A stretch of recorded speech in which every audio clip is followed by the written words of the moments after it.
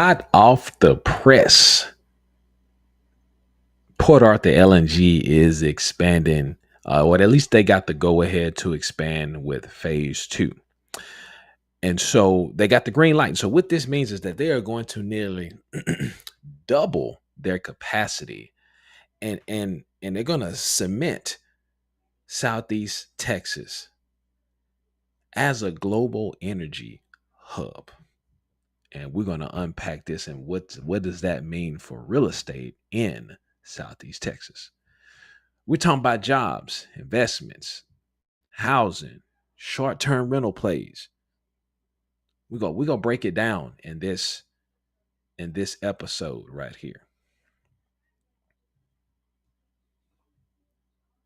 Right here. This one right here. Port Arthur LNG. Again, they got the go ahead for phase two. This is where it's at. This is what it looks like. So again, this is over here close to Sabine Pass, Port Arthur, deep into Port Arthur over here. Sabine Pass. Hey, you want to get you a good fishing spot right over here. So we get some good fishing over here.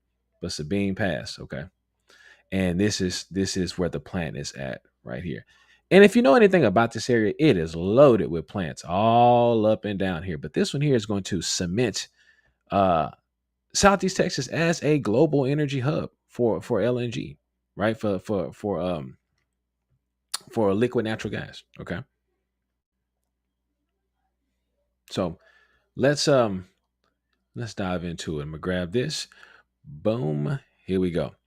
So liquefied natural gas has become a cornerstone of global energy security, offering nations a more reliable fuel source while reducing dependence on unstable energy supply chains. Amid complex geopolitical shifts, the United States has solidified its role as a global leader in providing dependable LNG supply and helping countries strengthen their resilience. Right, this is last week, man. This is hot off the press. And so, against this backdrop, we are proud to announce a positive final investment decision for Port Arthur LNG Phase 2 will include two natural gas liquefactions, liquefaction trains, one LNG storage tank, and additional marine berth, and associated facilities with a nameplate capacity of approximately 13 million tons per annum of U.S. produced LNG, doubling the terminal's export capacity to 26 MPTA. Estimated incremental and capital expenditures for the project is approximately $12 billion, plus an additional $2 billion for shared common facilities. Train 3 is expected to begin commercial operations in 2030 and Train 4 in 2031. This represents the largest LNG investment in Texas. This represents the largest LNG investment in Texas announced in 2025. This is a big deal. I want to repeat this again. This is a big deal. Repeat this again. This is a big deal. 12 billion. 12 with a B. 12 billion with a B. 12 billion. Okay. Expansion. $12 billion with a B. Okay. I think I hammered that a little bit. Now, we come back. Apologize if I hear my dog barking. Hopefully you don't hear her barking. But grab this and we're going to rock and roll now. All right. So again, like I said, big news. Big news. Okay. So phase one, right? Like I said, two liquefaction trains, $13 billion investment. They're looking to have this online in 2027, 2028. 6,000 construction jobs at its peak. Okay. Phase two, with this approval, another $12 billion investment. This is going to bring in an additional 2,000 jobs for construction. This is 8,000 jobs for the area. 8,000 jobs for there. I want you to think about this. Okay. Total impact 12 million metric tons per year. Capacity 31 miles, 31 mile Texas connector pipelines. And we have the main contractor, Betchel, with 200 to 300 permanent jobs is going to come out of this as well. Then again, this isn't just another industrial project. I'm trying to really bring this home a little bit. This isn't just another industrial project. This is a generational investment, and it will reshape Texas, Southeast Texas. And the phased approach means sustained construction activity, work and the workforce demand over the next decade. Like, I want you to catch what's going on here. I'm gonna bring this home, but I want you to catch what's going on with this project expansion. This is one company. Okay. The economic impacts and job investments, right? The construction workforce is surging. So again, like I said, 6,000 workers in phase one, 2,000 additionals with this new announced expansion, 2,000 additional workers for phase two. So we're talking about skilled trades. We're talking about welders, pipe fitters, electricians, engineering, management professionals, right? These are these support services and vendor networks that all of this is going to impact the workforce for the area. So, and I want and again, want you to catch this as well. Every direct job creates 2 to 3 indirect jobs in the community. Every one job, for every one job, we're gonna get we're getting 2 to 3 other additional jobs for the community. Okay, that means billions with a B, billions and local spending flows, through vendors, suppliers, restaurants, services. I see it all across Facebook. People are like, oh man, we haven't seen traffic out here in years. Taco stands can't keep up, right? I mean, in like I'm talking about in like all of those, like like Mauriceville, the small places where because people are driving in from all over to work in these facilities, to work at this facility, and all the other projects that are happening to work in these places. These are creating massive amounts of jobs. And what that does, that trickles back into the economy. And I'm gonna bring this all together of where I'm going here. But Jefferson and Orange counties will see substantial tax revenue increases. Right. All of this happens when these companies bring these types of investments into the area, which is a good thing. Let's talk a little bit about the housing market, where it kind of stands today, and what we're thinking about here. So, housing market reality check. In Port Arthur, the median home price is $120,000. Right, homes prices are going to range anywhere to 110, 130, offering affordable entry points for investors. Right. Okay. Nederland, you're looking at, this is the more of a higher end market over here in Nederland, and Nederland Port Natures, you're looking at 200 to 250 $1,000, and you're looking at kind of your management level, right? Management level homes, man, little higher, right? We're going up a little. We're going up a little more. And then you got Beaumont, right? So Beaumont, you got your average price points, around 190, 150, around about in there, right? So anywhere between 180, 250 sweet spot for both investors and families. Okay. So the region's affordability, this is compared to let's say like a Houston, uh, is a solid investment opportunity. These price points allow investors to acquire multiple properties, mul- multiple properties, and build a diversified portfolio targeting different workforce segments. Okay, I'm gonna hit this here. So let's take a. I want you to. We're gonna take a quick peek here. Quick peek here. Let me grab this one. Look in here. Okay, let's take off of this. I had. Boom. Let's do that right there. Okay. All right. So let's take a look at this. I'm gonna show you this. I'm gonna show you this. Just again, I'm trying to bring this home for you a little bit. I want you to see. Again, so we kind of looking at homes. Let's say we're talking about homes. Port Arthur. These are ones that are for sale, not sold, right? But these are for sale. You got one here, 3 bedroom, 1 bath, 95,000, Port Arthur. You got 129, 2 bed, a 2-1, 2 bed, 1 bath, 129. You got 2-1, really, really small. I don't know about that one, y'all. This is Port Arthur. You go over here to Groves, in the Groves area, you got 90 for a 3-1. You got 165, 3-1, right? You got 379, 3 bedroom, 3 bath over here. This is for sale. You got 194 here, 5 bedroom, 2 bath. 299. This is like fairly new one. 3 bedroom, 2 bath. Yeah, that's over there in the Groves area. You start going over here to Port Nature's, right? 175 for this one. 340 for this one. 4 bedroom, 2 bath. Brand new, hot off the press. 445, 3 bedroom, 4 bath. What they did there. That's nice. That's all brick home right there. 167, 3 bedroom, 1 bath. I know where that's at. Yeah, I know that one. 319, 4 bedroom, 3 bath. Okay, so I just want you to kind of get an idea here, right? So we back out. We go over here to more of the Beaumont area. So Beaumont area, a little further from the project, right? You got just out of here, Pear Orchard, 65, 315.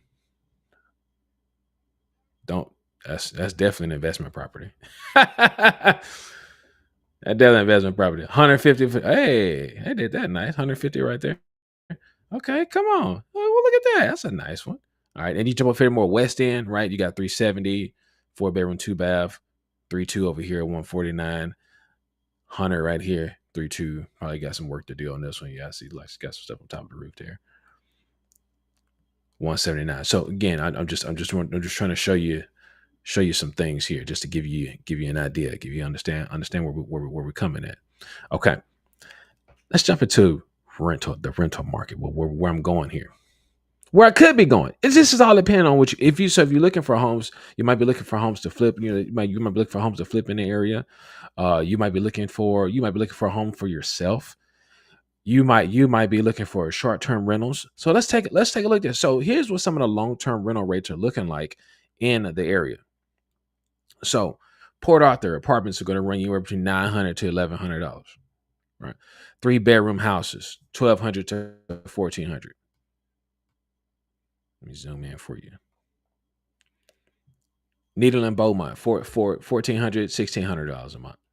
Right, corporate housing premiums, you're gonna look anywhere between 15 and 25% above the market price.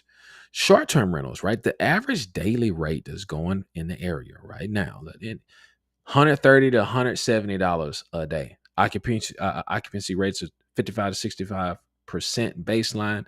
Industrial project spikes at 80%, and corporate stays 30 to 90 days are really common. So we're gonna jump over here. Let me show you this. So could you have a short-term rental play, right? This is a long project. They're expanding for years, right? So phase 2 to phase 3. We still on phase 1. Phase 1 to phase 2 to phase 3, right? Look at some of these houses. This is Airbnb. Let's go here. Airbnb. Talking about short-term rentals. Uh-oh. We ain't talking about short-term rentals. I'm trying to show you the short-term rentals. Okay, Airbnb. Look at this. Look. So you go right over here by the plant. $854 for 5 nights. 1725 5 nights. Right? You go fishing out your back door right here. 500 5 nights. You come over here. 865. Uh-oh. 457. 563 for 5 nights. 885 for 5 nights. Right? I mean, short term. We're talking about some short term rentals. 600. If you kind of go over here to Uh, Nederland area over here. Look, we got a whole camper right here. 286 for 5 nights. 280 for 5 nights. Come a little farther out. 325, 326 for 5 nights. 280 over here in Groves. Right. This is Nederland, Port Natchez. You got Port Natchez. So could this be a short term rental play for you? Possibly. Right. So I want let's I want you to think about this. Think about this. Okay.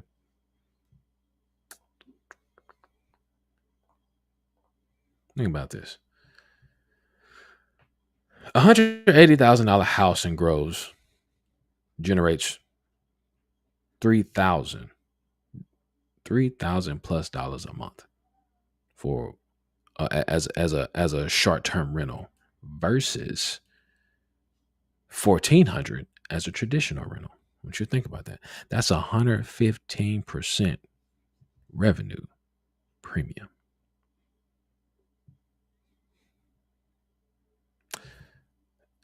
As the workforce is continuing to come into the area, housing shortages creates upward pressure on the rents. Okay, many workers they're going to prefer more of a single family house, for some extended days. Corporate housing allowances often exceed the local rental markets, creating premium opportunities. They don't play with their per diem, man. They they they they they use that per diem to its finest. They don't play with the per diem.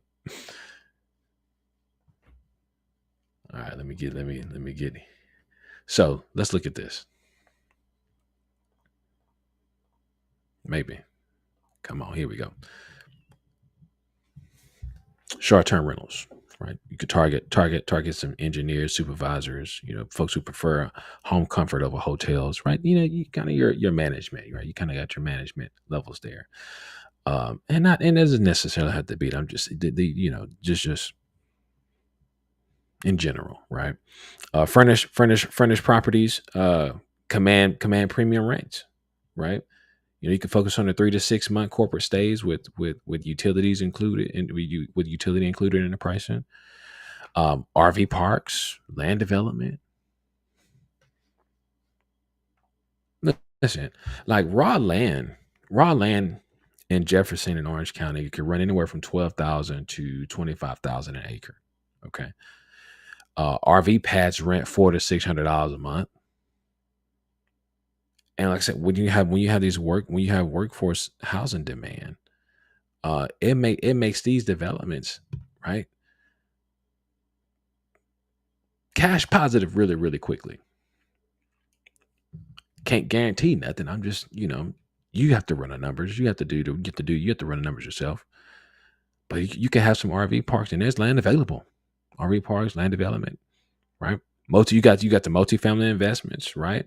Um, so this type of demand, post construction, due to permanent jobs and vendor relationships, this target properties. So this target properties, the properties that target multifamily, could be strong in school districts, like say like Nederland, or Port Natchez, right? Um, Duplexes, triplexes. There's areas of Jefferson County that allow you to put some duplexes up, right? Like there's opportunities, and there's opportunities.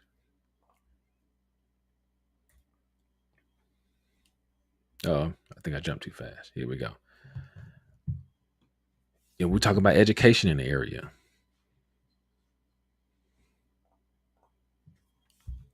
Nederland, Port Natchez, these have some strong ratings. They attract families, seeking quality education, right?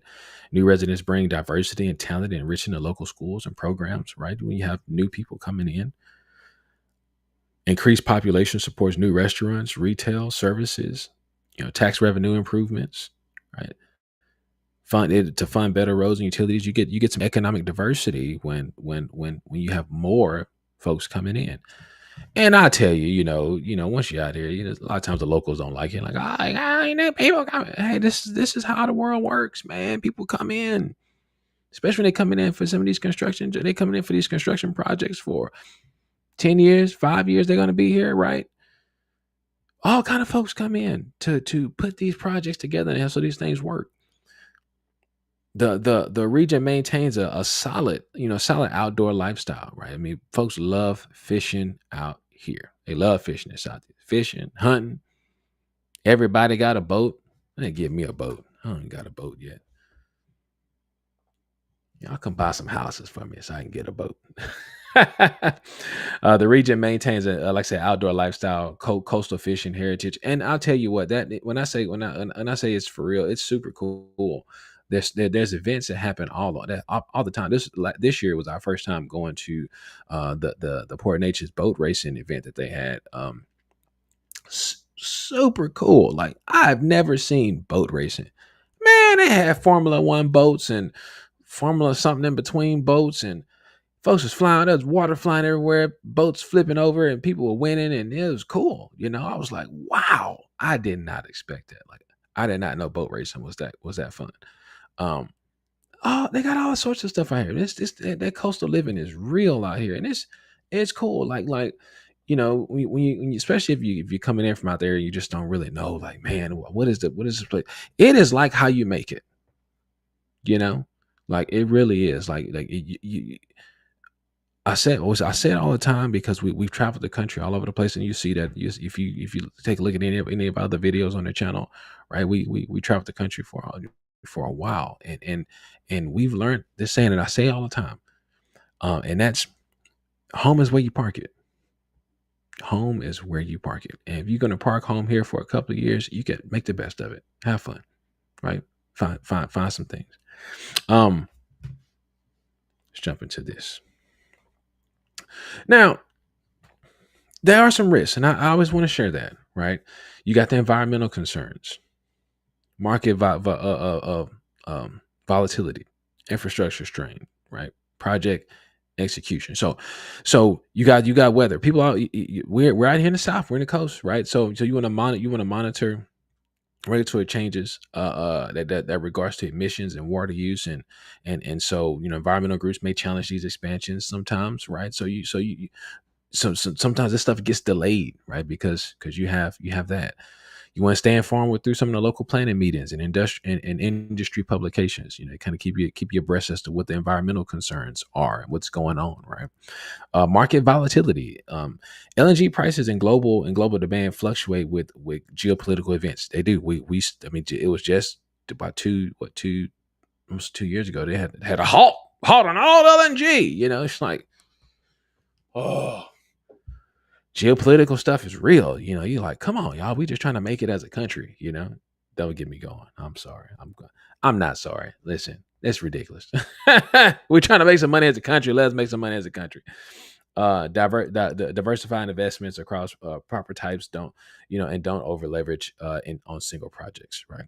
Infrastructure strain. When you have growth like this that happens, like I said, we're talking about 8,000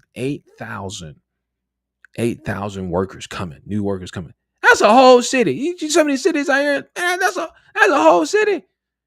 You talk about like a Silsby or a Finette. That's bigger than the whole town, right? That then coming in one place every day. um, that type of growth, it can cause some infrastructure strain if the cities aren't planning ahead for it, right? So rapid growth with the roads, right? And you'll hear it. The Facebook groups be lit up, man. Like, what potholes? They gonna fix the potholes, potholes, utilities, housing supply. You want to partner with some local officials to understand the infrastructure investment plans and timing, right? So if you're gonna make an investment, start